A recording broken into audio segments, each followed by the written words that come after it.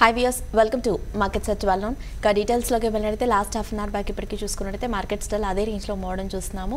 Nifty 3 points positive ga 11536 for the trade avutondga. Sensex 67 points positive ga 38431 for the move avutundi. Bank Nifty 30 points negative ga 29737 for the prastham trading ni hold chestundi. Nifty top gains and losers lo chusukunnatite India Bulls Housing Finance 3.5%, Infosys 2.35%, Hindolco 2%, Wipro 1.85% and Dr. Reddy Labs 1.5% వరకు up trend లో అవుతోంది. And Nifty losers లో గనక వెళ్తే HPCL, BPCL still ఇంకా oil marketing చెందిన companies లో correction అనేది ఇంక్రీజ్ అవ్వడం మనం చూస్తున్నాము. అరౌండ్ 3.5% నుండి 5% మధ్య డౌన్ సైడ్ లో ట్రేడ్ అవుతున్నాయి. అండ్ జీ ఎంటర్టైన్మెంట్స్ ఒకటి నియర్లీ 4% వరకు డౌన్ ట్రెండ్ లో ట్రేడ్ అవుతుండగా ఎన్టీపీసీ ఒక 3% వరకు డౌన్ ట్రెండ్ లో ప్రస్తుతం ట్రేడ్ అవుతోంది. ఇక mid and small cap stocks విషయానికి వచ్చినట్టయితే last half an hour back వరకు కొంత మిక్స్డ్గా ట్రేడ్ అయిన మిడ్ క్యాప్ బేస్ స్టాక్స్లో కరెక్షన్ అనేది ఇంక్రీజ్ అవ్వడం మనం చూస్తున్నాము. Compare to advances declines higher సైడ్లో మూవ్ అవుతున్నాయి. ప్రస్తుతం చూసుకున్నట్టయితే అడ్వాన్సెస్ 775గా ట్రేడ్ అవుతుండగా డిక్లైన్సెస్ 910గా ట్రేడింగ్ని హోల్డ్ చేస్తున్నాయి. అండ్ కమోడిటీస్ చూస్తే గోల్డ్ 0.36% నెగిటివ్గా 31,845 వద్ద మూవ్ అవుతుండగా సిల్వర్ 0.41% నెగిటివ్గా 38,100 వద్ద ట్రేడ్ అవుతోంది. క్రూడ్ ఆయిల్ చూస్తే 0.20% నెగిటివ్గా 4,094 వద్ద ట్రేడ్ అవగా న్యాచురల్ గ్యాస్ 0.55% నెగిటివ్ బేస్లో 197 వద్ద ప్రస్తుతం ట్రేడింగ్ని హోల్డ్ చేస్తోంది. ఇక మోస్ట్ యాక్టివ్గా ట్రేడ్ అవుతున్న స్టాక్స్లో కనుక చూస్తే రిలయన్స్ ఒకటి లాస్ట్ 2 to 3 ట్రేడింగ్ సెషన్స్గా అబ్జర్వ్ చేసుకుంటే రిలయన్స్ చాలా స్ట్రాంగ్గా మోడన్ చూస్తున్నాము. ఒక అప్ ట్రెండ్లోనే ట్రేడ్ అవుతోంది. ఒక ఫ్లాట్గా కనిపిస్తున్నప్పటికీ కూడా ఒక స్ట్రెంత్ అనేది ఇందులో మనం చూస్తున్నాము. అండ్ ఈ రోజు కనుక చూసుకున్నట్టయితే కొంత ఐటీ బేస్ స్టాక్స్ కొంత పాజిటివ్గా మూవ్ అవుతున్నాయి. అండ్ హెచ్డిఎఫ్సి లాంటి స్టాక్స్ రేంజ్ బౌండ్లో ట్రేడ్ అయ్యే ఈ స్టాక్స్ కూడా చూసుకున్నట్టయితే ఒక మంచి స్ట్రెంత్ అనేది కనబరుస్తున్నాయి అనుకోవచ్చు. ఓవరాల్గా మార్నింగ్ నుంచి మిడ్ సెషన్ వరకు ఉన్న మార్కెట్స్ ట్రెండ్పై విశ్లేషణ అందించేందుకు అలాగే traders mails and call scans చేసేందుకు ప్రెజెంట్ మన స్టూడియోలో ఉన్నారు మార్కెట్ అనలిస్ట్ శేషు గారు. వారిని అడిగి మరిన్ని విషయాలు తెలుసుకుందాం. ట్రేడర్స్ అండ్ ఇన్వెస్టర్స్ మీకు ఇలాంటి డౌట్స్ నా కూడా పైన స్క్రోల్ అవుతున్న నెంబర్ అండ్ మెయిల్ ఐడికి కాల్ అండ్ మెయిల్ చేయొచ్చు. సో దట్ శేషు గారు మీ డౌట్స్కి ఆన్సర్ చేస్తారు. అండ్ వ్యూయర్స్ ప్రస్తుతం స్క్రీన్ పైన డిస్ప్లే అవుతున్న నెంబర్ చూస్తే 9963155572 ఈ నెంబర్ స్క్రీన్ పైన డిస్ప్లే అవుతోంది. మీకు ఇలాంటి డౌట్స్ నా కూడా ఈ నెంబర్కి కాల్ చేయొచ్చు. హాయ్ శేషు గారు. హలో అండి. మార్కెట్స్ ట్రెండ్ కనుక చూస్తే ఫ్లాట్ నోట్తో డేని స్టార్ట్ చేయడం మనం చూసాము. అండ్ ఓపెన్ అయిన లెవెల్స్ నుంచి కనుక చూస్తే ఒక డిప్ అనేది రావడం మనం అబ్జర్వ్ చేస్తాం. బట్ ఓపెన్ అయిన లెవెల్స్ని మార్కెట్స్ ప్రస్తుతం క్రాస్ చేయలేకపోతున్నాయి. కొంత ఫ్లాట్ కన్సాలిడేషన్ వేస్లోనే ట్రేడింగ్ని హోల్డ్ చేస్తూ రావడం మనం అబ్జర్వ్ చేస్తున్నాం. మార్నింగ్ నుంచి ఇప్పటివరకు కూడా చూసుకున్నట్టయితే మార్కెట్స్ అదే ఫ్లాట్ ట్రెండ్లో ట్రేడింగ్ని హోల్డ్ చేస్తున్నాయి. సో మీ పాయింట్ ఆఫ్ వ్యూలో చూస్తే మీరు ఎలాంటి ట్రెండ్ని నోట్ చేశారు మార్కెట్స్లో మార్నింగ్ నుంచి ఈ మిడ్ సెషన్ వరకు? అదే సెక్టర్స్ వైజ్లో కావచ్చు, స్టాక్స్ పరంగా కావచ్చు, మార్కెట్స్లో ఎలాంటి వ్యూ ఉంది? మీ వ్యూ ఏంటి మార్కెట్స్? మార్నింగ్ నుంచి ఇప్పటి వరకు మార్కెట్స్ ఒక టైట్ రేంజ్లోనే మనకి కొనసాగుతున్నాయి. పెద్దగా మనకి అంటే అటు నిఫ్టీలో కానీ అటు బ్యాంక్ నిఫ్టీలో కానీ పెద్ద మూవ్స్ అనేది కనపట్టలేదు. కన్సాలిడేషన్లో ఉంది. అండ్ లాస్ట్ ఫ్యూ డేస్ నుంచి మనం అనుకుంటున్నాం మార్కెట్ కన్సాలిడేషన్లో ఉండే అవకాశాలు ఎక్కువ ఉన్నాయని. సేమ్ ఇప్పుడు నెక్స్ట్ ఫ్యూ డేస్ కూడా అదే విధమైన కన్సాలిడేషన్ అనేది మార్కెట్లో ఉంటుంది. అయితే మనకి రేపు మార్కెట్ హోలీ కారణంగా రేపు మార్కెట్ లేదు. గ్లోబల్ క్యూస్ పెద్దగా మనకి నెగిటివ్గా లేవు. లాస్ట్ నైట్ యూఎస్ మార్కెట్ అయితే ఒక 180 పాయింట్స్ ఆ రేంజ్ నుంచి మాత్రం కరెక్ట్ అయింది. కరెక్ట్ కొంచెం మైనస్లో క్లోజ్ అయింది. అయితే ఇంటర్నేషనల్ మార్కెట్స్ పరంగా కూడా చూసుకుంటే డౌ జోన్స్ లాస్ట్ ఒక 5 to 6 monthsలో చాలా పెద్ద ఎత్తున పెరగడం చూసాము. దగ్గరగా ఒక డౌ జోన్స్లో ఒక 800 పాయింట్ల ర్యాలీ దాకా మనకి లాస్ట్ ఒక 1000 పాయింట్స్ ర్యాలీ లాస్ట్ 6 monthsలో కనపడింది. మరోవైపు గ్లోబల్గా ఏషియన్ మార్కెట్స్ కానివ్వండి, తర్వాత యూరోప్ మార్కెట్స్ కానీ అన్నీ కూడా ఒక అప్ ట్రెండ్లోనే కొనసాగుతున్నాయి. అయితే లాస్ట్ ఒక 10-15 రోజులుగా మన మార్కెట్ ఒక కంప్లీట్ వన్ సైడెడ్ మూవ్ అనేది చూస్తున్నాము. ప్రస్తుతానికి ప్రస్తుతం ఉన్న లెవెల్స్ కానీ చూసుకుంటే దగ్గరగా ఒక 900 పాయింట్స్ 950 పాయింట్స్ దాకా నిఫ్టీ లాస్ట్ ఒక 25 ట్రేడింగ్ సెషన్లో 22 డేస్లోనే మనకి ఈ 900 పాయింట్స్ దాకా పెరిగింది. బ్యాంక్ నిఫ్టీ అయితే లాస్ట్ 10 రోజుల్లోనే దగ్గరగా 2,800 పాయింట్స్ దాకా బ్యాంక్ నిఫ్టీ అనేది పెరగడం చూసాము. ఈరోజు బ్యాంక్ నిఫ్టీలో కొంచెం సైడ్ వేస్లో మనకి బ్యాంక్ నిఫ్టీ మనకి కనపడుతుంది. కొంచెం కొన్ని కౌంటర్స్లో రీసెంట్గా బాగా పెరిగిన కౌంటర్స్లో కొంచెం ప్రాఫిట్ బుకింగ్ అనేది మనకి బ్యాంక్ నిఫ్టీలో కనపడుతుంది. బట్ ఏదేమైనప్పుడు కూడా మార్కెట్స్ మనం లాస్ట్ కొన్ని రోజులుగా చెప్తూనే ఉన్నాము. ఆల్ ఆఫ్ సడన్గా ఒక్కసారి మార్కెట్ బేరిష్ మార్కెట్ కాస్త బులిష్ మార్కెట్ అయింది. కాబట్టి ఇక్కడ నుంచి కూడా ఈ సిరీస్ వరకు ఎవ్రీ డిప్లో కూడా మార్చి వరకు ఎవ్రీ డిప్లో కూడా బై అని చెప్తాను. అయితే కొంచెం నిన్న అడ్వాన్సెస్ కొంచెం పర్లేదు, మళ్ళీ ఈరోజు కొంచెం అడ్వాన్సెస్ కొంచెం మనకి తక్కువ ఉన్నాయి, డిక్లైన్స్ కొంచెం డామినేట్ చేస్తుంది. ఇక ఈరోజు పర్టికులర్గా మార్కెట్లో చెప్పుకోదగ్గ అంశాలు అంటూ కానీ గమనిస్తే ఇండియా బుల్స్ హౌసింగ్ ఒక 3% నిఫ్టీలో టాప్ గెయినర్. ఇది ఓవరాల్గా ఈరోజు ఇండియా బుల్స్ గ్రూప్కి చెందిన స్టాక్స్ అన్నీ కూడా IB real estate, IB ventures, India bulls housing 3 కూడా చాలా స్ట్రాంగ్గా ట్రేడ్ కావడం చూస్తున్నాము. మరోవైపు కొన్ని ఐటీ కంపెనీస్ కొంత ఈరోజు పెరగడం చూసాము. లాస్ట్ కొన్ని రోజులుగా అందరికీ తెలిసింది ఐటీ కంపెనీస్ బాగా వీక్ ఉన్నాయి. మరోవైపు వీక్గా ఉన్న స్టాక్స్లో చూసుకుంటే ఆయిల్ మార్కెటింగ్ కంపెనీస్ దాదాపు అన్నీ కూడా వీక్గా ఉన్నాయి. తర్వాత Zee మళ్ళీ ఒక షార్ట్ టర్మ్ మళ్ళీ ఒక చిన్నపాటి డౌన్ ట్రెండ్లోకి వచ్చిందని చెప్పొచ్చు. అది పక్కన పెడితే టాటా స్టీల్, JSW స్టీల్లో కొంచెం ప్రాఫిట్ బుకింగ్ కనపడుతుంది. కొంచెం ఆటోమొబైల్ స్టాక్స్ కూడా కొంచెం ప్రస్తుతానికి వీక్గా ఉన్నాయి. ఓకే అండి, కాలర్స్ వెయిట్ చేస్తున్నారు, కాల్స్ తీసుకుందాం. ఫస్ట్ కాలర్ ఉన్నారు హైదరాబాద్ నుండి శిల్ప. హలో శిల్ప గారు చెప్పండి.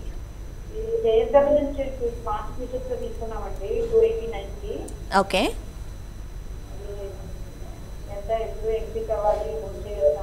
కొన్నారా? యా తీసుకున్నారు, 289లో తీసుకున్నారు ఫీచర్స్లో.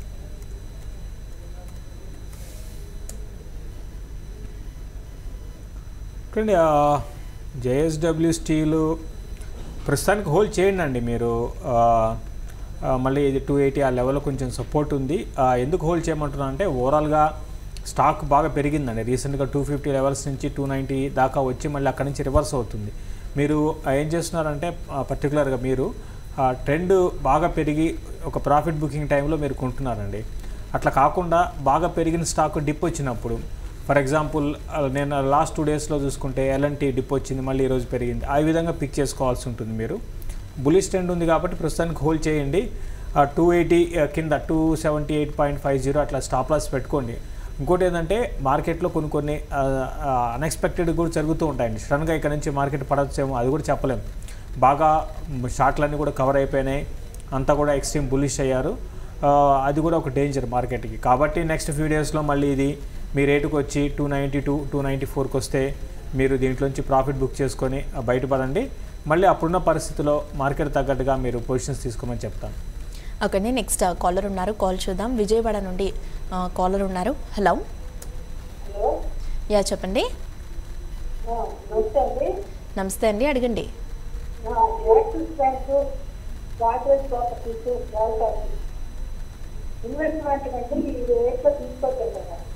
ఓకే చూడండి, మీ స్టాక్ సెలక్షన్ అంతా కూడా చాలా బాగుందండి. గోద్రేజ్ ప్రాపర్టీస్ కానివ్వండి, యాక్సిస్ బ్యాంక్ కానివ్వండి, తర్వాత ఇంకో స్టాక్ ఏదో ఉన్నారు. సో మీ 3 స్టాక్స్ కూడా బాగానే ఉన్నాయి. మరి ముఖ్యంగా యాక్సిస్ బ్యాంక్ లాస్ట్ 3 నెలలుగా నిఫ్టీకి ఇంతకు ముందుగా చూసుకుంటే లాస్ట్ 2 ఏళ్లలో బ్యాంక్ నిఫ్టీ బాగా పెరిగిన సందర్భాల్లో కూడా యాక్సిస్ బ్యాంకు ఏమాత్రం కూడా పెరగలేదండి, ఏమాత్రం కూడా స్ట్రాంగ్గా లేదు. బట్ లాస్ట్ కొన్ని రోజులుగా చూసుకుంటే యాక్సిస్ బ్యాంకు చాలా స్ట్రాంగ్గా మూవ్ కావడం చూస్తున్నాము. మరి ముఖ్యంగా అటు రిజల్ట్ పరంగా చాలా స్ట్రాంగ్గా వచ్చాయి. అయితే ఎక్కడ కొనుక్కోవాలి? రీసెంట్గానే ఇది బాగా పెరిగింది, 600 నుంచి 760 లెవెల్స్కి రావడం చూస్తున్నాము. కాబట్టి కరెక్షన్స్లో కొనుక్కోండి. ఈవెన్ గోద్రేజ్ ప్రాపర్టీస్ కూడా ఇదిగా చూసుకుంటే బేర్ మార్కెట్లో అంటే మిగతా మిడ్ క్యాప్ స్టాక్స్ అన్నీ కూడా బాగా పడుతున్న టైంలో కూడా ఇది పెద్దగా పడలేదండి. మెయిన్ గోద్రేజ్ ప్రాపర్టీస్ అంతా కూడా ఏంటంటే టైర్ 1 సిటీస్లో వాళ్ళ మంచి ప్రాజెక్ట్స్ ఉన్నాయి. మేనేజ్మెంట్ పరంగా బాగా ట్రాన్స్పరెంట్గా ఉన్నారు. దగ్గర 12 to 15 ప్రాజెక్ట్స్ మన ఓన్లీ ముంబైలోనే మనకి మెయిన్ ప్రైమ్ ఏరియాలో ఉన్నాయండి, లగ్జూరియస్ వైపు. కాబట్టి నా ఉద్దేశం ప్రకారం గోద్రేజ్ ప్రాపర్టీస్ స్లోగా అంటే లాస్ట్ 3-4 ఏళ్ళుగానే గమనిస్తే ఇండియన్ రియల్ ఎస్టేట్లో అంటే మనకు హైదరాబాద్లో బాగా పెరిగి అది పక్కన పెడితే మిగతా అటు నార్త్ కానివ్వండి, ఈవెన్ సౌత్లో కూడా పెద్దగా పెరగలేదు. ఒక హైదరాబాద్ ఎక్సెప్షనల్గా పెరిగింది. కాబట్టి రాను రోజుల్లో మళ్ళీ రియల్ ఎస్టేట్ సెక్టర్ కూడా పుంజుకునే అవకాశం ఉంది. ఒక ఇన్వెస్ట్మెంట్గా మీరు తీసుకోవచ్చు. ఓకే అండి, నెక్స్ట్ కాలర్ ఉన్నారు పూణే నుండి పార్వతి. హలో నమస్తే మేడం. నమస్తే పార్వతి గారు, చెప్పండి. ఇండియా బుల్స్ హౌసింగ్ ఫైనాన్స్ ఇంకా అదేదో 723 దగ్గర సెల్ చేస్తాను, ఎక్కడ కవర్ చేసుకోవచ్చు మేడం? ఓకే, ఎంత? 723లో ఇంట్రాడేకి సెల్ చేశారు. 720 ఇండియా బుల్స్ యా లేదు. ఓకే చూడండి, మీరు ఈరోజు రాంగ్ ట్రేడ్ అనుకుంటానండి. ఎందుకంటే మీకు Indiabulls housing finance last few డేస్గా మనకి తెలిసిందే బాగా వీక్గా ఉందండి. మార్కెట్ పెరుగుతున్నా కూడా ఇది పెద్దగా పెరగలేదు. కాబట్టి మీరు ఎక్కడ క్లోజ్ చేయాలి? నిన్న ఒక కాలర్ ఇండియా బుల్స్ని సెల్ చేయమంటే మనం హోల్డ్ చేయమని చెప్పాము. బట్ ఈరోజు అందుకు భిన్నంగా ఉందండి ఐబీ ట్రెండ్. కాబట్టి నా ఉద్దేశం ప్రకారము ప్రస్తుతానికి ఇండియా బుల్స్ కానీ చూసుకుంటే ఎంత సెల్ చేశారు? 723. ఓకే, మీరు ప్రస్తుతానికి క్లోజ్ చేసేసేయండి. ఇప్పుడు ప్రస్తుతానికి ఇది మీరు 720 కొంచెం వీక్గానే ఉండొచ్చు. బట్ ఓవరాల్గా స్టాక్ అయితే కొంచెం ఈరోజు పెద్ద పెరగకపోవచ్చు అండి. పెద్దగా పడకపోవచ్చు. 716 నుంచి 718 మధ్యలో క్లోజ్ చేసేసేయండి. 723 అంటే ఒక 5 to 6 రూపీస్ ఇంటర్డేలో 5 to 6 రూపీస్ మార్జిన్స్తో మీరు పొజిషన్స్ని క్లోజ్ చేయడం అనేది కరెక్ట్ స్ట్రాటజీ అవుతుంది. బట్ ఏదైనా బాగా పెరిగింది కదా అని ఈరోజు సెల్ చేయడం ఇది కరెక్ట్ కాదు. బట్ అది కిందకి రావచ్చు, అది వేరే విషయము. బట్ ఈరోజు ట్రెండ్ మాత్రం ఇది అప్ ట్రెండ్లో ఉంది. నెక్స్ట్ ఎందుకంటే ఒకటి మన మార్కెట్ స్ట్రాంగ్ ఉందండి, అది గమనించాలి. మార్కెట్ వీక్ అయితే డెఫినెట్గా ఇండియా బుల్స్ని మీరు హోల్డ్ చేయమని చెప్తాను. బట్ మార్కెట్ స్ట్రాంగ్ ఉంది కాబట్టి ఇటువంటి స్టాక్స్ అన్ని సడన్ స్పర్ట్స్ వస్తాయి, అంటే సడన్గా ఒక్కసారి పెరుగుతుంది. అందుకని జాగ్రత్తగా ఉండండి, తీసేసేయండి. ఎంతో కొంత 3-4 రూపాయల ప్రాఫిట్ బయటకు వచ్చేసేయండి. నెక్స్ట్ కాలర్ ఉన్నారు, కాల్ చూద్దాం. Hello, good afternoon madam. Madam ఈ టైంలో నేను రీటైల్ సెక్టర్ తర్వాత ఫార్మాలో ఇన్వెస్ట్ చేద్దాం అనుకుంటున్నాను. ఓకే, ఏదైనా ఫండమెంటల్లీ స్ట్రాంగ్ ఏమైనా ఒక 2 సెక్టర్స్ నుంచి ఒక 2 కంపెనీస్ ఏమైనా కావాలి. 2 years వ్యూ ఉంది నాకు. ఓకే,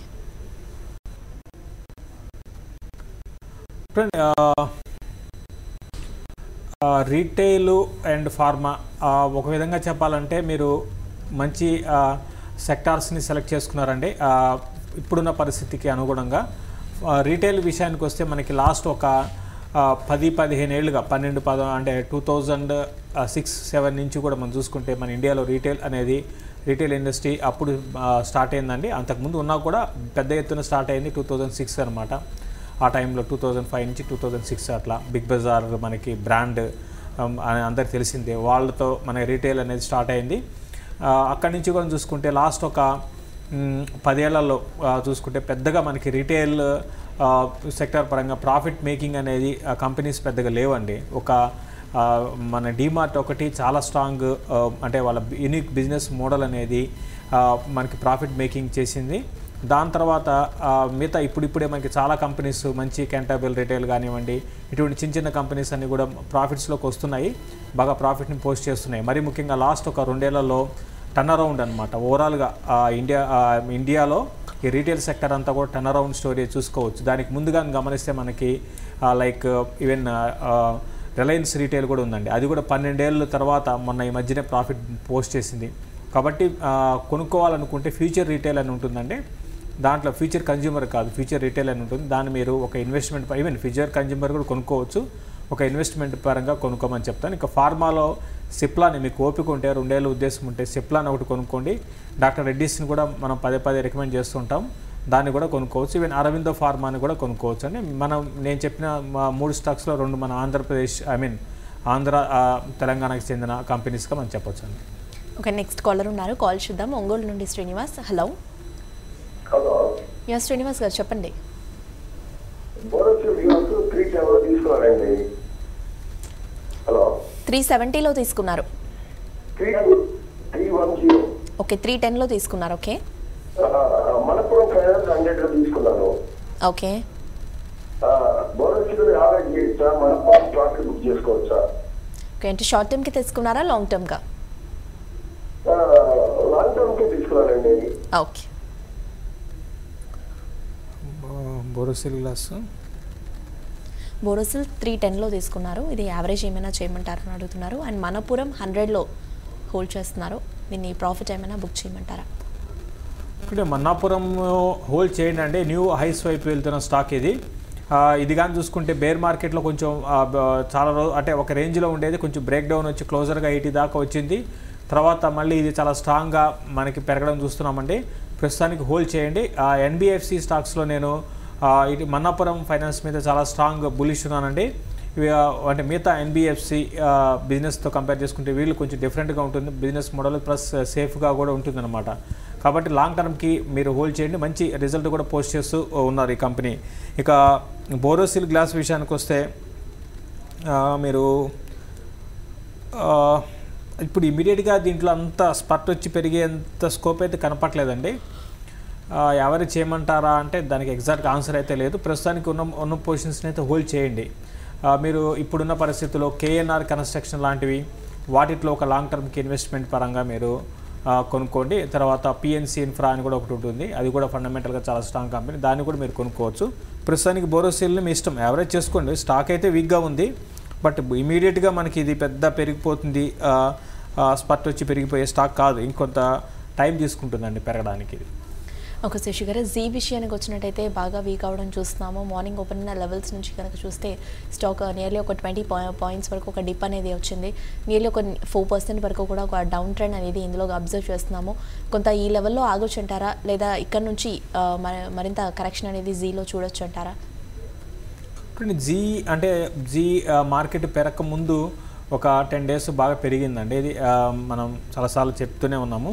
అయితే రీసెంట్గా ఇది 480 లెవెల్స్ని దాటి పెరగలేకపోతుంది. అక్కడికి వచ్చి స్టాక్ రివర్స్ కావడం చూస్తున్నాము. నేను కూడా మళ్ళీ 420 ఆ లెవెల్ ఆగొచ్చు. బట్ ఇది ఒక trading range between 420 and 440. Even 440 దగ్గర సపోర్ట్ ఉందండి. 440 బ్రేక్ అయితేనే మనం 420 లెవెల్స్ ఎక్స్పెక్ట్ చేయొచ్చు. ఒకవేళ 440 బ్రేక్ కాకపోతే 440 దగ్గర పిక్ చేసుకోమని చెప్తాను. మళ్ళీ ఒక 20-30 రూపాయలు పెరిగితే అమ్మేసుకోమని చెప్తాను. ఇది ఒక ట్రేడింగ్ రేంజ్లో ఉందండి. ఓకే శశి గారు, ఇక క్రూడ్ ప్రైజెస్లో కనుక చూసుకున్నట్టయితే ఈరోజు ఒక డిప్ అనేది రావడం చూస్తున్నాము. ఆల్మోస్ట్ ఒక 4 months హై నుండి ఒక చిన్న ఒక కరెక్షన్ అనేది అబ్జర్వ్ చేస్తున్నాము. దాని కారణం చేత కూడా చూసినట్టయితే ఈరోజు ఆయిల్ మార్కెటింగ్ కంపెనీస్ అన్నీ కూడా కరెక్షన్ ట్రెండ్లో మూవ్ అవుతున్నాయి. ఈరోజు కనుక చూస్తే హెచ్పిసిఎల్ కావచ్చు, బీపీసీఎల్, ఐఓసీ లాంటి స్టాక్స్ అన్నీ కూడా ఒక 3% నుండి 5% మధ్య డౌన్ ట్రెండ్లో ప్రస్తుతం ట్రేడింగ్ని హోల్డ్ చేస్తున్నాయి.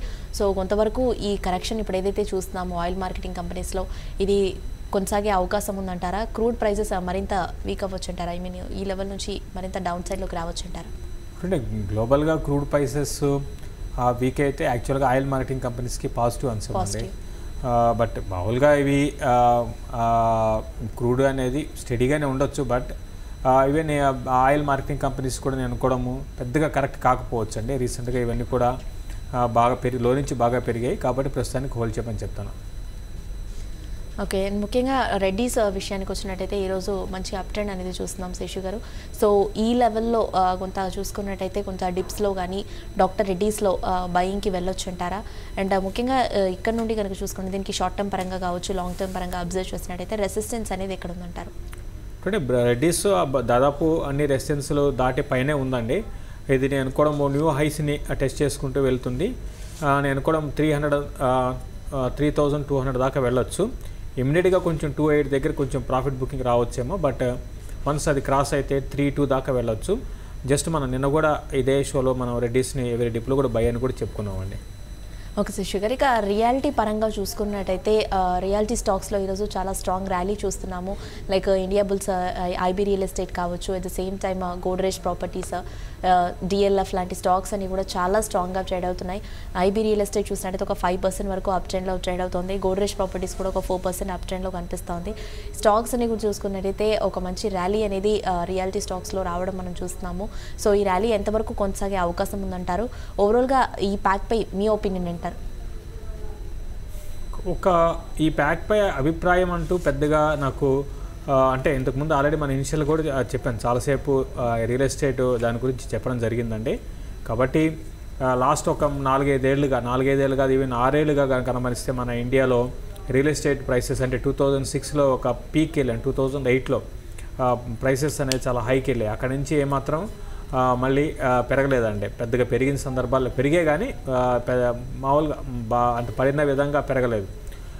కొన్ని లైక్ హైదరాబాద్ లాంటి సిటీ, తర్వాత బెంగళూరులో ఒక 2% పెరిగింది, హైదరాబాద్లో అయితే 15-20% దాకా పెరిగాయి. బట్ మిగతా అదర్ సిటీస్లో పెద్ద పెరగలేదు. నేను కూడా ఇక్కడి నుంచి రియల్ ఎస్టేట్ ఇన్ని రోజులు కన్సాలిడేషన్ తర్వాత రియల్ ఎస్టేట్ సెక్టర్ కొంచెం బాగుండే అవకాశాలు ఉన్నాయండి.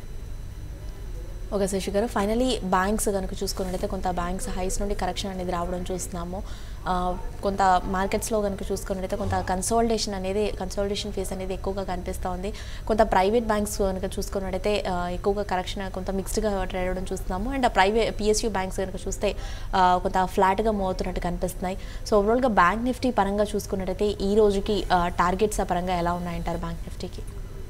ఎగ్జాక్ట్ పెద్దగా ఏమి పెద్దగా ఏమి మార్కులు అయితే ఉండకపోవచ్చు అండి. ఫ్లాట్గా బై అండ్ లార్జ్ ఫ్లాట్గా ఉండొచ్చు, కొంచెం వీక్గానే ఉండొచ్చు అండి బ్యాంక్ నిఫ్టీ ఈ రోజు పరంగా పెద్దగా పెరిగే అవకాశాలు లేవు. ఎందుకంటే 12 ట్రేడింగ్ సెషన్లో 2800 పాయింట్ దాకా, అదే 3000 పాయింట్ దాకా పెరిగింది. 12 ట్రేడింగ్ సెషన్స్లో ఇప్పుడు కూడా మైనస్లో క్లోజ్ కాలేదు, బట్ ఈరోజు కొంచెం మైనస్లో క్లోజ్ కావచ్చు. తర్వాత వీక్లీ బేసిస్లో మనకి క్లోజింగ్ కూడా ఈరోజే అనమాట, రేపు లేని కారణంగా. కాబట్టి కొంచెం హయ్యర్ లెవెల్స్లో లాంగ్ అన్వైండింగ్ ఉంటుంది, కాబట్టి కొంచెం ఈరోజు వీక్గానే ఉండొచ్చు. థ్యాంక్ యూ శశి గారు. వ్యూయర్స్ ప్రస్తుతం మార్కెట్ ట్రెండ్ చూస్తే నిఫ్టీ 10 పాయింట్స్ నెగిటివ్గా 11,522 వద్ద ట్రేడ్ అవుతోందిగా, సెన్సెక్స్ 22 పాయింట్స్ పాజిటివ్గా 38,385 వద్ద ట్రేడ్ అవుతోంది. అండ్ బ్యాంక్ నిఫ్టీ 77 పాయింట్స్ నెగిటివ్గా 29,690 వద్ద ప్రస్తుతం ట్రేడింగ్ని హోల్డ్ చేస్తోంది. ఇది ఇవాల్టి మార్కెట్ సెట్ వాళ్ళను. Stay with us.